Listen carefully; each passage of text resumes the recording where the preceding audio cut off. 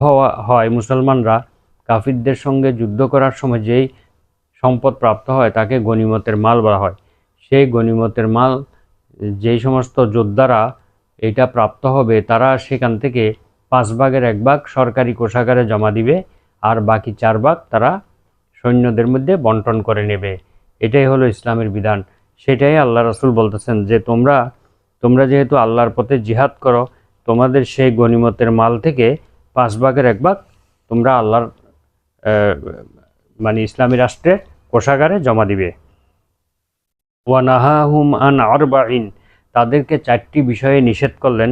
সেটা হচ্ছে আনিল হান্তমে ওয়াদ দুব্বায়ে ওয়ান নকিরে ওয়াল মুজাফফত, 4 ধরনের পানপাত্রের মধ্যে পানি পান করতে বা কোনো কিছু পান করতে নিষেধ করেছেন।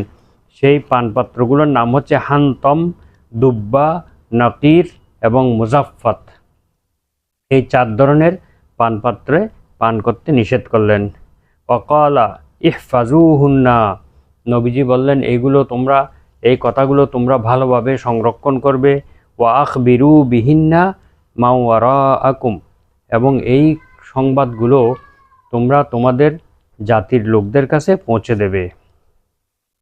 এই হাদিসটি বুখারী এবং মুসলিম শরীফে উল্লেখ রয়েছে। এবার আমরা হাদিসের কিছু অস্পষ্ট বিষয়গুলো আমরা সংক্ষিপ্তভাবে ব্যাখ্যা করব। এই হাদিসের মধ্যে বলা হয়েছে যে আমারাহুম বিল ইমানে বিল্লাহি ওয়াহদাহু, তাদেরকে নবীজি আদেশ দিলেন যে একক আল্লাহর প্রতি ঈমান আনতে। ক্বালা আতাদরুনা মাল ঈমান, তোমরা কি জানো ঈমান কাকে বলে? এটা দ্বারা স্পষ্টভাবে বোঝায় যে নির্দেশিত বস্তু শুধু একটাই, আর তা হচ্ছে ঈমান। মহানবী সাল্লাল্লাহু আলাইহি ওয়াসাল্লাম এখানে কিন্তু একটা বিষয়ে তাদেরকে আদেশ দিয়েছেন, সেটা হচ্ছে ঈমান। কিন্তু এখানে এই বলা হয়েছে যে 4টি বিষয়ে তিনি আদেশ দিয়েছেন। আমারাহুম বিআরবাইন, কারণ মহানবী সাল্লাল্লাহু আলাইহি ওয়াসাল্লাম ঈমান কাকে বলে এর সংজ্ঞা দিতে গিয়ে তিনি বললেন এককভাবে আল্লাহর প্রতি ঈমান আনা, মুহাম্মদ সাল্লাল্লাহু আলাইহি ওয়াসাল্লাম আল্লাহর রাসূল হিসেবে সাক্ষ্য দেওয়া, সালাত কায়েম করা, যাকাত দেওয়া এবং রমাদান মাসে রোজা রাখা, এই সবগুলো কিন্তু একটা বিষয়।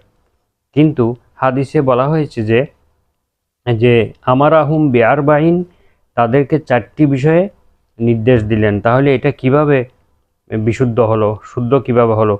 এই সন্দেহটির উত্তর হচ্ছে এই যে নির্দেশিত বস্তু একটি বিষয়ই, কিন্তু ঈমান এবং উল্লেখিত রোকনসমূহ ঈমানের পৃথক পৃথক নির্দেশ